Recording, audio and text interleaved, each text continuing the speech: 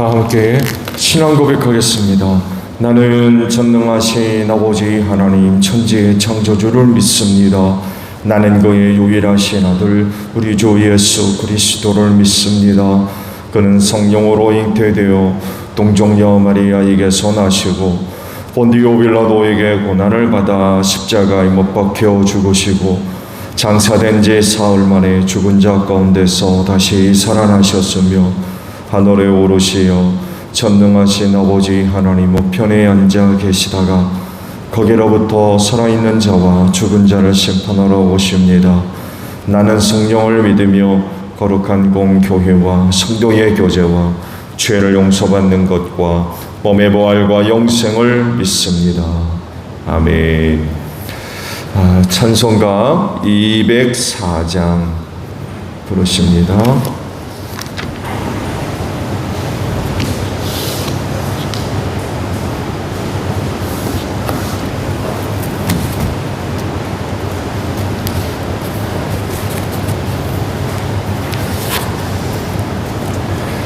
찬송가 204장 부르시고 말씀을 봅니다. 주의 말씀 듣고서 준행하는 자는 반석 위에 터닫고 집을 지음 같아 비가 오고 물나며 바람 부딪혀도 반석 위에 세운 집 무너지지 않네. 잘 짓고 잘 짓세 우리 집 잘 짓세 만세 반석 위에다 우리 집 잘 짓세 주의 말씀 듣고도 행치 않는 자는 모래 위에 터닫고 집을 지음 같아 비가 오고 물나며 바람 부딪혀도 모래 세운 집 그게 무너지네. 잘 짓고 잘 짓세 우리 집 잘 짓세 만세 반석 위에다 우리 집 잘 짓세 세상 모든 사람들 집을 짓는 자니 반석 위가 아니면 모래 위에 짓네. 우리 구주 오셔서 지은 상을 줄 때 세운 공로 따라서 영영상 볼 줄이 잘 짓고 잘 짓세 우리 집 잘 짓세 만세 반석 위에다 우리 집 잘 짓세. 말씀을 봅니다. 사사기 6장입니다. 사사기 6장 1절로 10절까지 있는 말씀입니다.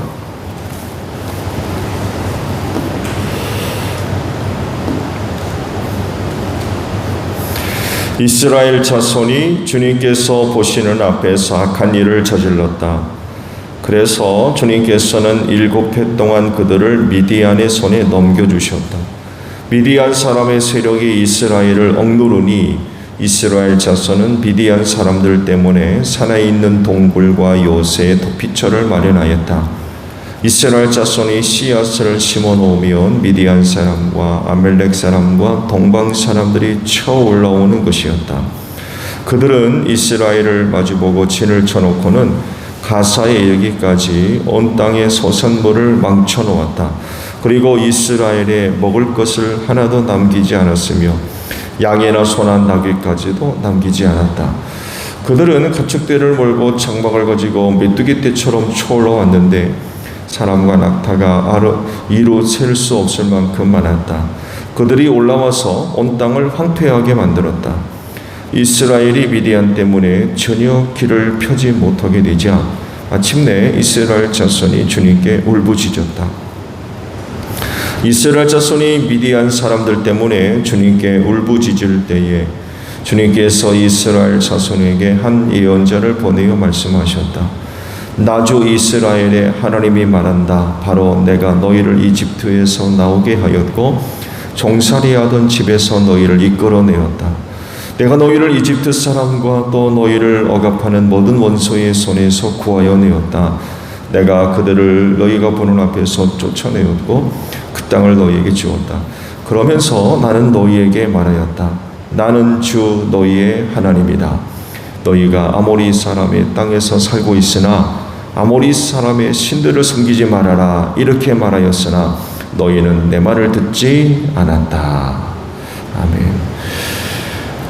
오늘 아침에는요, 방금 보신 10절에 있는 말씀을 보시는데 10절 하반절에 있는 말씀을 봅니다. 너희는 내 말을 듣지 않았다 라는 말씀입니다. 하나님의 말씀은 그 말씀을 듣고 믿어 순종하는 이들에게 생명을 줍니다. 에스겔의 마른 뼈 그 사건을 잘 아실 겁니다. 마른 뼈로 가득한 그 골짜기 한상에 대한 그런 그 말씀이 있죠. 하나님께서 에스겔에게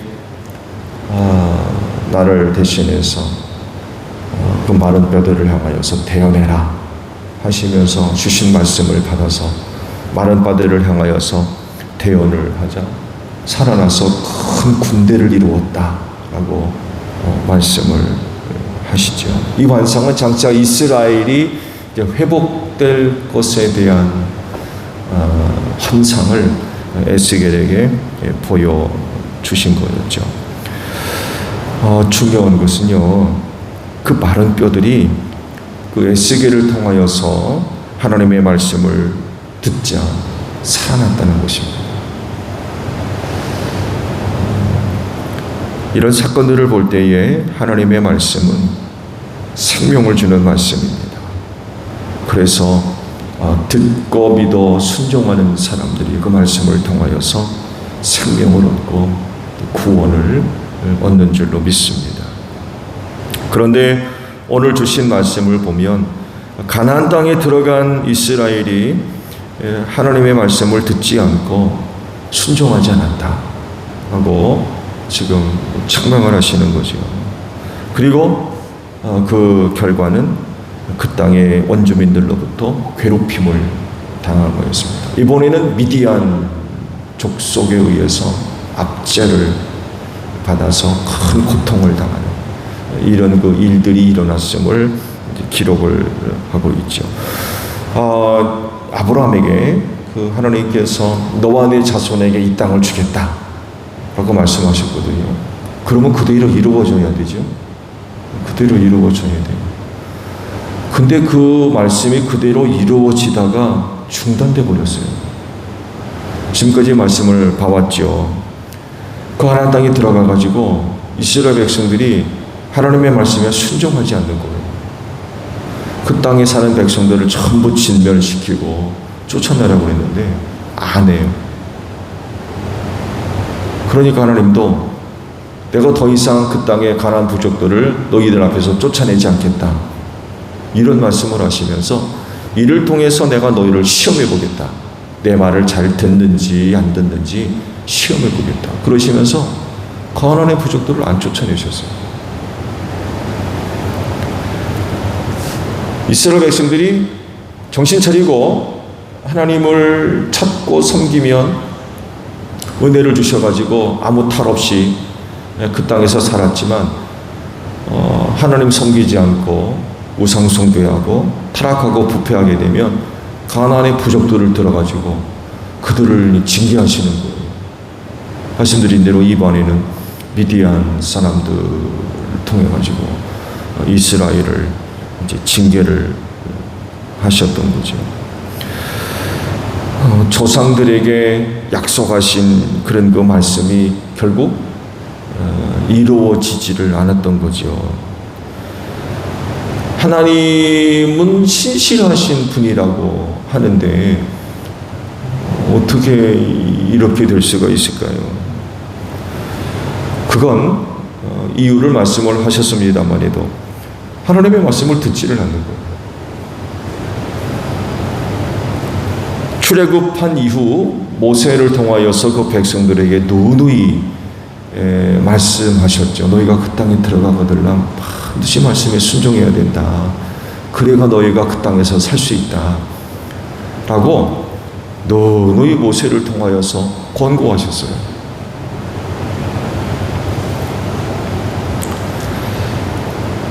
그런데 막상 그 시대가 열렸지만 하나님의 말씀으로 되지를 않았죠.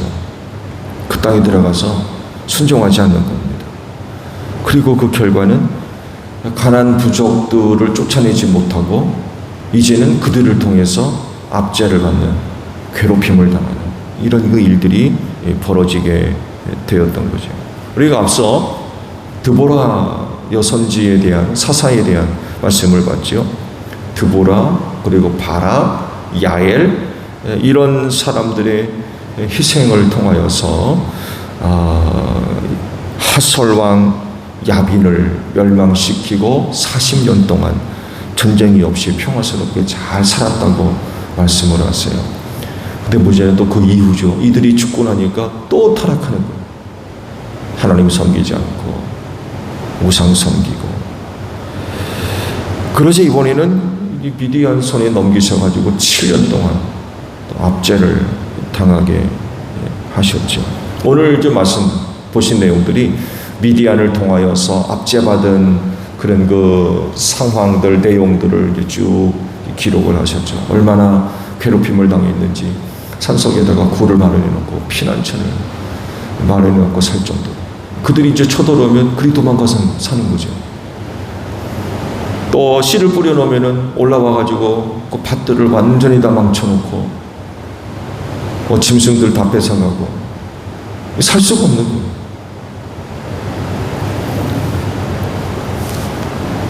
그 이유를 또 말씀하시죠. 뭐라 하십니까? 말씀을 듣지를 않는다는 거예요. 말씀을 듣지 않으니까 또 이렇게 하십니다. 언제가도 말씀을 드렸습니다만 해도 여러분 가나안은요 철저하게 하나님의 은혜로 사는 땅입니다. 그 땅은 하나님의 은혜가 아니면 살 수 없는 땅이에요. 젖과 꿀이 흐르는 땅이라고 소개되고 있죠. 가나안 땅은 젖과 꿀이 흐르는 땅이라고 소개가 되었습니다. 그러나 그 땅에서 젖과 꿀을 얻으려면 한 가지를 분명하게 해야 했습니다. 즉 하나님 성경이 돼요. 그분이 주시는 말씀에 순종해야 됩니다. 그러니까 가나안은요 가만히 앉아가지고 젖 빨아먹고 꿀 빨아먹는 그런 곳이 아니에요. 그것들을 내어주는 땅이라 할지라도 그냥 얻어지는 게 아니었어요. 그건 하나님을 얼마나 잘 섬기느냐에 따라서 좌우됐어요. 정말 그 땅이 젖과 꿀이 흐르는 땅이 되면 하나님을 잘 섬깁니다. 그러나 그 땅이 젖과 꿀이 흐르는 땅이 아니라 이와 같이 그 괴롭힘을 당하는 눈물을 쏟아내는 그런 그 땅이 될 때에는 하나님 섬기지 않는 거예요. 말씀에 순종하지 않고. 그럴 땐 더 이상 젖과 꿀을 내지를 않는 거죠. 젖과 꿀을 내는 땅이 아니라 오히려 피눈물을 흘리게 만드는 그런 땅이 돼버리고 말았던 거죠. 젖과 꿀을 먹고 마시는 땅이 아니라 피눈물을 마시는 그런 땅이었죠. 그리스도인으로서 이 세상을 사는 방법 늘 던져지는 그런 그 질문이지요. 빼놓을 수 없는 것 중에 하나가 말씀에 순종하는 것입니다. 이유는 간단합니다. 그리스도인이기 때문에 그래요. 예수 믿는 그리스도인. 세상에서 구원받은 사람들이기 때문에 하나님 말씀에 순종하는 방법으로 이 세상을 살아가야 돼요.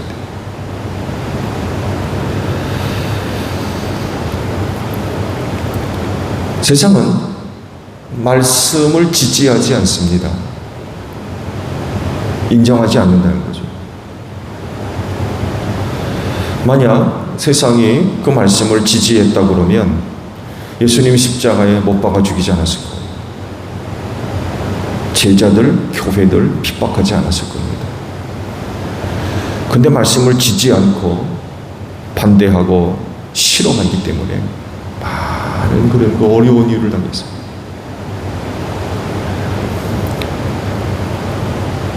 이거는 시대를 막론하고 모든 곳에서 공통적으로 나타나는 그런 그 모습이기도 합니다.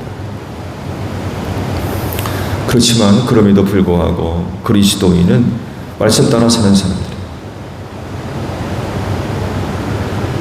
왜냐하면 우린 그거를 믿기 때문에 그래요. 그 말씀에서 우리를 살리는, 우리를 구원하는 하나님의 은혜가 나오기 때문에 그렇습니다.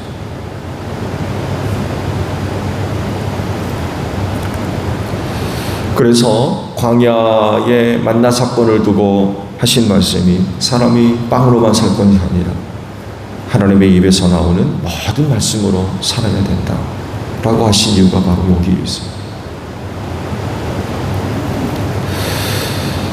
성경은 분명하고 확실하게 그 말씀을 청종했던 사람들에게 구원을 베풀어 줬어요. 은혜를 베풀어 줬습니다. 그들에게 하나님의 은혜가 임한 거죠. 말세는 이렇게 살아야 돼요. 우리 현장에서 일어나고 있는 일들이 참 우리를 많이 위협하고 있어요. 그리고 이런 그 세대의 어려운 일들이 한두 번으로 끝나지 않을 겁니다. 점점 더 심각하게 될 겁니다. 실제로 많은 사람들이 크게 걱정하고 있습니다. 이러한 때를 우리는 어떻게 살아야 되겠느냐 라고 할 때 어느 때보다도 철저하게 하나님의 말씀에 순종하며 삽니다. 왜냐하면 살 길이 여기에 있기 때문에 그렇습니다. 여러분 삶의 모든 해답은, 정답은 성경 말씀에 있습니다. 그 말씀대로 살지 않으면 절대로 구원받을 수 없습니다. 하나님으로부터 나오는 그 은혜를 얻어서 이 마지막 세대를 통과하고 또 은혜를 얻어 세상 이기는 자가 되려면 반드시 하나님의 말씀을 따라 살아야 됩니다. 하나님의 말씀을 버리면 구원받을 수 없어요. 어떻게 살 거냐? 이 마지막 세대를 어떻게 살 거냐? 누구는 핵전쟁이 일어날 거다. 그래가지고 40m, 50m 땅속에다 굴을 파놓고 있는 사람도 있다고 그러더군요. 그러면 안전합니까?